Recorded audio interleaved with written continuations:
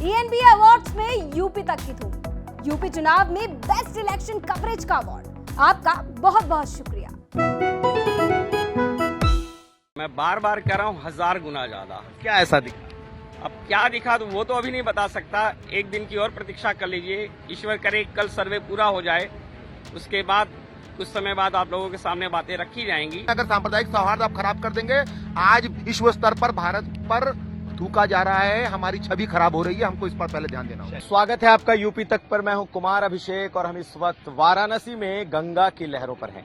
आज का दिन बेहद अहम इसलिए क्योंकि आज से सर्वे की शुरुआत दूसरे चरण की शुरू हुई है और आज पहली बार दोनों पक्षों के साथ जो कोर्ट कमिश्नर हैं उन्होंने तहखाने के भीतर बने हुए कमरों का सर्वे किया है।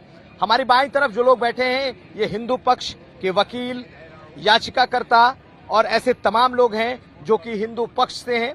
दूसरी तरफ मेरे पीछे कुछ मुस्लिम स्कॉलर हैं, बनारस के रहने वाले वो मुस्लिम चेहरे और वॉइस हैं जो कि लगातार अपनी राय रखते रहे। हम सबका तारुफ भी कराएंगे। और ये हमारे साथ जो महिलाएं हैं ये वो महिला याची हैं जिन्होंने इस पूरे माता श्रृंगार गौरी की शुरुआत की थी। तो इन तमाम लोगों से हम आपका परिचय कराएं, एक एक करके कराएंगे, लेकिन शुरुआत करते हैं पहले विष्णु जैन से। विष्णु जैन जी, स्वागत है यूपी तक में। ये बताइए कि आज का दिन आप लोगों के लिए कितना अहम रहा? देखिए, बहुत अहम रहा। मुझे लगता है आज इतिहास रचा गया है। इतिहास रचा गया है क्योंकि 1992 के बाद उस तहखाने में कोई नहीं गया, उस रेड जोन में कोई नहीं गया और उसके 1996 के एडवोकेट कमिश्नर के सर्वे के बाद वहां वस्तु स्थिति चेक करने पिछले 25 साल से कोई नहीं गया। तो ये जितनी यहाँ पे आज टीम बैठी है, हमारी लीगल टीम, हमारे पिटिशनर्स, इन्होंने इतिहास दर्ज किया है, उस रेड जोन के अंदर एंट्री की है और अपने ईश्वर के लिए, अपने आराध्य के लिए जो लड़ाई लड़ी है उसकी आज आधारशिला रखी गई। चलिए, जितेंद्र सिंह बिसेन है जो कि लगातार इस लड़ाई को लड़ते आ रहे हैं। ये बताइए, इन्होंने आज सबसे बड़ी बात निकलकर कही कि जब ये लोग आज अंदर गए तो जितना सोचा था उससे कई गुना ज्यादा दिखा। कई गुना ज्यादा दिखा? 1000 गुना ज्यादा। मैं बार बार कह रहा हूँ 1000 गुना ज्यादा। क्या ऐसा दिखा? अब क्या दिखा तो वो तो अभी नहीं बता सकता। एक दिन की और प्रतीक्षा कर लीजिए। ईश्वर करे कल सर्वे पूरा हो जाए, उसके बाद कुछ समय बाद आप लोगों के सामने बातें रखी जाएंगी। हाँ, वो 1% ऐसा भी होता है, 1% नहीं बल्कि कई % कह सकता हूँ कि हो सकता है कि परसों का दिन भी लग जाए, क्योंकि जो हिसाब बचा है उस परिसर में जाने के बाद पता चलेगा कितना कुछ है। अच्छा, ये बताइए, जो बार बार कहा जा रहा है कि मंदिर के अवशेष, मंदिर के प्रतीक चिन्ह, हिंदुओं के प्रतीक चिन्ह, ऐसी चीजें देखी आप लोगों ने? मैंने कहा ना, थोड़ी सी प्रतीक्षा कर लीजिए। हम जिस लड़ाई को लेकर आए हैं हमें उससे 1000 गुना ज्यादा परिणाम मिल रहा है, फल मिल रहा है। तो ये लंबी लड़ाई और बड़ी लड़ाई की इसलिए बात कर रहे हैं, इसलिए खुश हैं क्योंकि जब आज ये अंदर गए तो इनका कहना है कि काफी ज्यादा कुछ मिला है। हमारे साथ डॉक्टर शफीक हैदर हैं जो कि मुस्लिम वॉइस कह सकते हैं। आप सहमत हैं ये जो चीजें हुई हैं, हो रही हैं? आपको लगता है कि जो अदालत फैसला कर देगी आप मान लेंगे? जी, बिल्कुल मान लेंगे। कोर्ट को हम लोग मानते हैं सर्वोपरि है। जिस तरह से हिंदुस्तान की, इंडिया की डेमोक्रेसी के 3 पिलर्स हैं, लेजिस्लेचर है, जुडिशरी है और एग्जीक्यूटिव है, तो उसका एक पिलर जुडिशरी है। अदालत जो फैसला की है, पहले भी हम मानते आए हैं, हम इस बार भी मान लेंगे। लेकिन बड़े बड़े क्लेम करना और फिर हम काउंटर क्लेम करें, ये सही नहीं है। Let the things come out, आने दीजिए। कोर्ट ने भी मना किया है कि बातें कुछ की ना जाए सिलसिले में। आपको लगता है कि अंदर से चीजें आएंगी, निकल करके आएंगी? आपको लगता है अंदर से फोटोग्राफ आनी है। अब उन फोटोग्राफों पर हमारे ख्याल से कोर्ट डिस्कस करेगी, इस पक्ष से भी उस पक्ष से भी। कोर्ट के अंदर जो लोग बैठेंगे, वकील लोग बैठेंगे, उनसे इंटरप्रिटेशन मांगा जाएगा, एक्सपर्ट से इंटरप्रिटेशन मांगा जाएगा, चीजें समझी जाएंगी और फिर माननीय न्यायालय, न्यायाधीश महोदय जो फैसला होगा वो देंगे। तो उसमें इतनी जल्दबाजी करके कह देना कि हम जीत गए या हमारे फेवर में चीजें आ गई, ये बहुत जल्दी है। मैं आपको दिखाता हूँ, ये बनारस की वो शाम है जिसके लिए लोग दूर दूर से आते हैं। लाइट्स जल चुकी है, गंगा का किनारा है। हिंदू, मुस्लिम और गंगा जमनी तहजीब दोनों इस जगह पे आपको दिखाई देती है। यहाँ जो मूलतः जो लोग यहाँ रहते हैं उनकी भी अपनी बातें हैं, उनकी अपने वॉइस है। हालांकि कोई पक्षकार मुस्लिम पक्ष से नहीं है, लेकिन जो जानकार हैं वो हैं। आप तो खिलाड़ी हैं, खिलाड़ी रहे हैं, आपको क्या लगता है कि जो चीजें हो रही हैं वो सही हैं या नहीं? देखिए, मेरा अपना मानना है कि दुनिया की सबसे बड़ी स्पिरिट जो है वो स्पोर्ट्समैन स्पिरिट है। हम जिससे जीत जाते हैं उसको भी गले लगाते हैं, जो हमसे हार जाता है वो भी हमको बधाई देता है। तो स्पोर्ट्समैन स्पिरिट को बरकरार रखना है, इस मामले में भी हर चीज में रखना चाहिए आपको। यही जिंदगी है।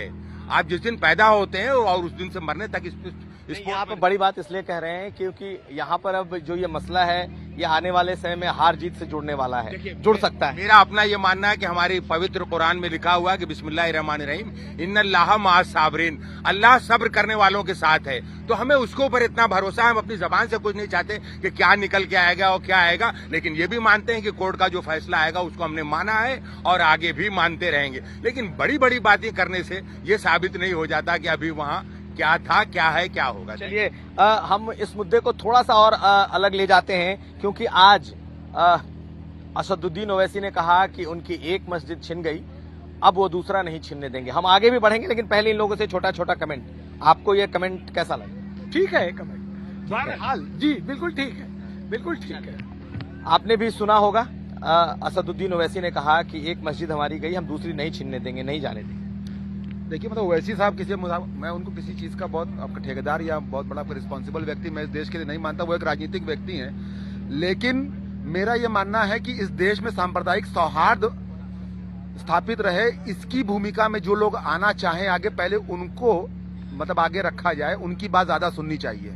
सही है। ये 8 सालों से ये जो धर्म, ये हर मामले में हिंदू मुस्लिम का एंगल ढूंढ के आपका निकाल लेना, और इतने मुद्दे हैं और अभी, और आप ऐसे मुद्दे और आगे आने वाले 100 सालों तक आप निकाल सकते हैं। लेकिन इस देश में अगर सांप्रदायिक सौहार्द आप खराब कर देंगे, आज विश्व स्तर पर भारत पर थूका जा रहा है, हमारी छवि खराब हो रही है, हमको इस पर पहले ध्यान देना होगा। चलिए आप उनके इस बात से सहमत हैं? मैं बिल्कुल ये बात सही है। मैं बता रहा हूँ, आप ही की बात करता हूँ। कितना खराब लगता है कि जब आप कभी वो नीचे गिर जाता है कि आप 140 से 150 पर पहुंच गए। हमारे देश का मीडिया कितना प्यारा था। आज देखिए बलिया के पत्रकारों की धूम सारी दुनिया में मची हुई है। तो पूछ रहे हैं असदुद्दीन ओवैसी जो कह रहे हैं, आपसे सहमत? बिल्कुल सहमत होना भी चाहिए, क्योंकि मस्जिद कोई नहीं गंवाना चाहता है और सौहार्द वालों को आगे आना चाहिए। गंगा जमनी तहजीब यही कहती है। इसी गंगा की मिट्टी से और पानी से वो मस्जिद भी बनी है। चलिए हमारे साथ तीनों वो महिला याची हैं जिन्होंने इस मामले की शुरुआत की थी। माता श्रृंगार गौरी से ये मामला शुरू हुआ था और अब सर्वे तक पहुंच गया है। आप लोग यहाँ तक उम्मीद कर रही थी या सिर्फ दर्शन पूजन तक ही? नहीं, दर्शन पूजन पूरा होना है, होगा। सर्वे भी चाह रहे थे, सब सामने आ जाएगा। सच कब तक छुपाओ के रखोगे? एक न एक दिन तो सामने आना है। तो आज आप लोग गई अंदर, तो आपको लगता है कि सच अंदर आएगा, बाहर आ जाएगा? वो आप 17 तारीख का इंतजार कीजिए, जो होगा आगे सामने आ। ठीक है। जब जिस दिन ये फैसला आया कि हर हाल में होगा, उस दिन ये तमाम महिला याची बेहद खुश थी और बाकायदा हर हर महादेव के नारे लगा रही थी। आज तो आप लोग गई अंदर, देखा आप लोगों ने, खुश है? बहुत खुश है हम लोग। क्यों? क्योंकि जो नहीं सोचा था वो भी हम लोग देख के आए। तो आपको क्या लगता है होगा क्या? अब देखिए, तो कोर्ट जो आदेश देगा वही होगा, इससे ज्यादा तो हम लोग कुछ नहीं कर सकते। आप लोग भी लड़ाई लड़ती रही, अंदर गई, तो अंदर जब गई तो आप लोग का पहला अनुभव, पहला एक्सपीरियंस, पहली चीज क्या समझ में आई? बहुत अच्छा लगा। कई दिनों से हम लोग इसका इंतजार कर रहे थे, तो अंदर गए तो बहुत ही अच्छा लगा कि हम लोग जो चाहते थे वो हम लोग को दिखा, और हम लोग जो है कि अंदर आए हैं, माँ श्रृंगार गौरी का मंदिर हम लोग देख सके। तो इन लोगों को इस बात से खुश हैं कि इन्हें वो चीज दिखाई दी जिसकी तलाश में सर्वे के दौरान ये लोग आज उन तहखानों में गए थे। हमारे साथ वो तमाम वकील हैं जिन्होंने इस लड़ाई को, बड़ी लंबी लड़ाई लड़ी है। आप तो लगातार कोर्ट में इस मामले को लेकर लड़ते रहे हैं सुधीर जी, तो अब क्या लगता है कि यहाँ से आगे क्या होने वाला है? कोर्ट की प्रक्रिया में सर्वे कमीशन का रिपोर्ट दाखिल होगा, फिर साक्ष्य सबूत होगा, गवाही होगी, बहस होगा, तो फैसला होगा। लेकिन अभी जो सबूत आप लोगों ने देखे वो ये हमने देखा है, अभी कोर्ट में दाखिल नहीं हुआ है, न ही कोर्ट द्वारा पुष्ट किया गया है, तो देखने से थोड़े कहा जाएगा पूरा है। आपको लगता है कि आप लोग जिस लाइन पर सोच रहे थे वो लाइन सही?